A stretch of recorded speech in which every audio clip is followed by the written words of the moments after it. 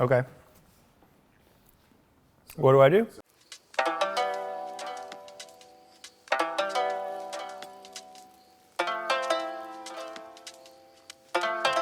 I have never pictured myself as a lizard person, right? I like them. But actually got YURT from my drug dealer because he was moving away out of town and he couldn't take care of him anymore, right? But it's kind of a classic trope for like a drug dealer to have exotic animals and stuff like that. So I'm not a fan of breeding lizards and giving them away to other people or like selling them for money, you know? Just because I think they should probably be in the wild. You know, life in captivity isn't ideal. But, you know, I can't release him to the wild. He'll die. He's a crested gecko.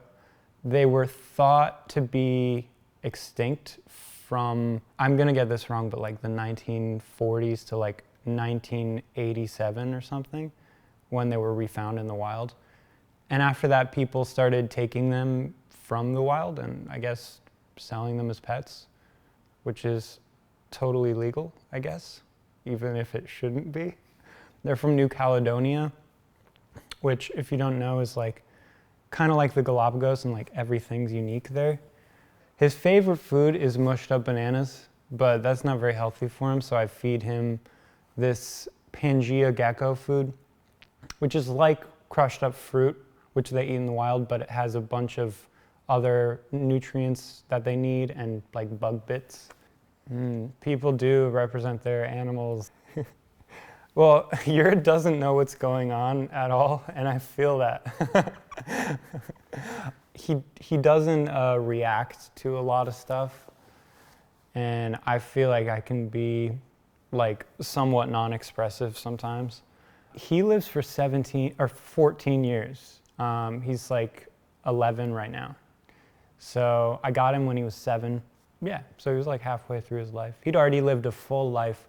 Crested geckos have giant balls. I don't know if you want this in your documentary, but they do. Like, he's got massive testicles. He's had like a lot of kids, and you know what? He's just, personality-wise, I was even told this by the previous owner, he's like a chiller. You know, I got him in college, then I got out of college. Then I had no structure in my life except for YURT pretty much. It definitely helped me understand how having a schedule and having a regular basis of activity can be good for you. Taught me how good it can feel to take care of something, because, you know, I haven't really taken care of many things. I'm terrible at taking care of plants. YURT's been like my one and only pet that I've ever taken care of, and it's been a really rewarding experience. So he can have a tendency to shit on my stuff.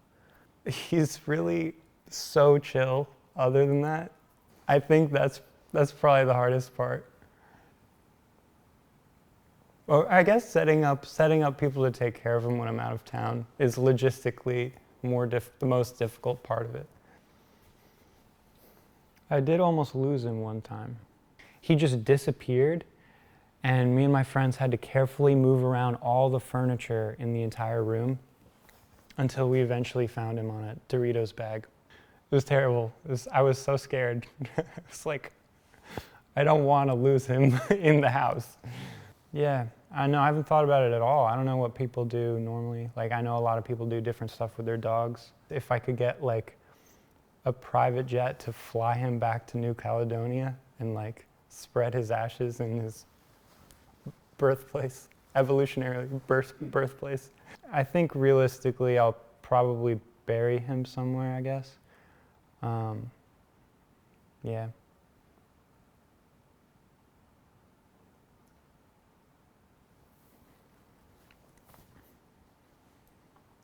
I kind of feel like he would be like an old dude from Jersey, because, I don't know, he's just like kind of grizzled. He dropped his tail when he was a kid. They drop their tail and they don't grow it back if they get frightened, or they can do it for all kinds of reasons, you know, it just can be kind of random. One thing I feel like you know, that I could do better is like some people have a crazy custom built tank that they built themselves with like running water and like mist machine and stuff and real plants. Like all the plants in his tank are fake. And I think it would be better if they were real. If I could talk to him, I'd ask him like, hey, so how do you like your tank? Is it good? Like what could be different? Give me some feedback here. But instead he just looks at me, his eyes fully in opposite directions. So he can't talk, unfortunately.